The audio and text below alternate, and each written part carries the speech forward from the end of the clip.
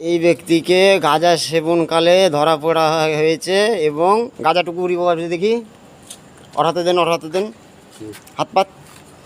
এবং আরেক বন্ধু ছিল তার সাথে। এটা তাবিজ আমার হাতে দে, এখানে রাখ। এই গাঁজাটুকু তার হাতে নিজ পকেট থেকে পাওয়া গেছে। এই সেই ছেলে এবং তার বন্ধুর কাছে প্রায় 100 পিচের মতন ইয়াবা ছিল।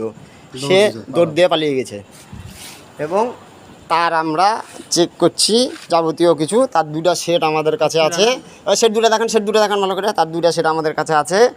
আমরা এলাকার সচেতন নাগরিক এবং এই ফ্ল্যাট দেখান, সচেতন নাগরিক এবং তার মানিব্যাগ চেক করা হচ্ছে। মানিব্যাগে তার কাছে পাওয়া গেছে 306 টাকা পাওয়া গেছে তার মানিব্যাগে। হ্যাঁ, এবং আরও কি আছে দেখা যাক। তার পকেট থেকে যে গাঁজাটা রিকভারি করা হয়েছে সেই গাঁজাটা আপনাদেরকে আবার দেখানোর চেষ্টা চালাচ্ছি। এই যে মিয়ালকে ফোন দাও ফার্স্ট। এই যে সেই গাঁজা পপুলারে কাকে দিতে এসেছে, এখানে গাঁজা সেবনকালে ধরা পড়েছে এবং তার সাথে আরেকজন সহযোগী ছিল। তার কাছে 100 পিসের মতন ইয়াবা ছিল। সে পালিয়ে গেছে আমাদেরকে ধাক্কাধুক্কি দিয়ে।